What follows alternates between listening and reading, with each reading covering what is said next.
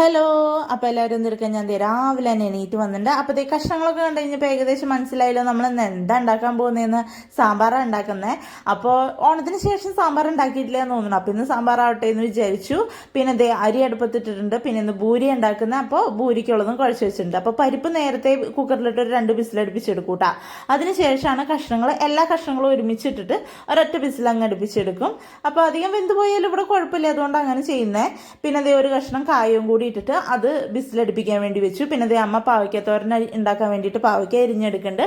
ഒരുത്തൻ എൻ്റെ കൂടെ രാവിലെ തന്നെ എണീറ്റ് കുറച്ച് നേരം അംഗം വെട്ടിയതിന് ശേഷം TV കാണാതിരിക്കുന്നുണ്ട്. പിന്നെ ഞാൻ എന്തിനാ ഉരുളക്കിഴങ്ങ് എടുക്കുന്നതെന്ന് വെച്ച് കഴിഞ്ഞാൽ ഭൂരിയല്ലേ, അപ്പം മസാലക്കറി വേണ്ടേ, അപ്പം അതിനുള്ള ഉരുളക്കിഴങ്ങാണ്. അപ്പം അതും വേഗം അടുപ്പത്ത് വെച്ചതിന് ശേഷം നമ്മളിത് ഭൂരി പരത്തിയെടുക്കാൻ വേണ്ടിയിട്ട് നിൽക്കുകയാണ്.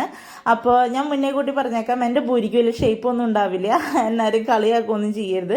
ഞാൻ എങ്ങനെ തലകുത്തി കിടന്ന് പരത്തിയാലും എൻ്റെ ഭൂരിക്കും എൻ്റെ ചപ്പാത്തിക്കും ഷേപ്പേ ഉണ്ടാവാറില്ല. പിന്നെ നമ്മൾ അങ്ങനെ തന്നെയല്ലോ കഴിക്കുന്നത്.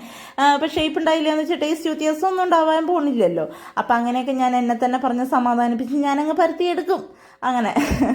അപ്പോൾ ദേ അതൊക്കെ പരത്തിയെടുത്ത് അവസാനം ഒരു ഇച്ചിരി മാവ് വന്നേ കൊണ്ടുള്ളതാട്ടോ ഒരു കുഞ്ഞു ഭൂരി ഉള്ളത്. അപ്പോൾ അത് തന്നെ ആദ്യം ഞാൻ പരത്തിയെടുത്തു. പിന്നെ ഞാൻ പറയാറില്ലേ, ഭൂരി പരത്തി ഇങ്ങനെ ചുട്ടെടുക്കുമ്പോൾ അതിങ്ങനെ ഫുള്ള് പൊങ്ങി വരുമ്പോൾ നമുക്ക് നല്ല സാറ്റിസ്ഫാക്ഷനാണ്.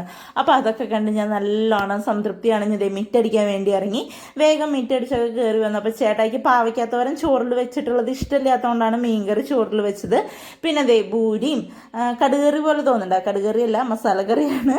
അപ്പോൾ കടുക് ഇച്ചിരി കൂടി പോയി, കുഴപ്പമില്ല, ടേസ്റ്റിനൊന്നും കുഴപ്പമില്ല. അപ്പോൾ അതും കൂട്ടി ചേട്ടായിക്ക് ഫുഡ് കൊടുത്തിട്ട് ചേട്ടായിനെ പറഞ്ഞയച്ചു. അപ്പോൾ ഇഷ്ടപ്പെട്ടാൽ ലൈക്ക് ചെയ്യാനും സബ്സ്ക്രൈബ് ചെയ്യാനും ഒട്ടും മറക്കണ്ട.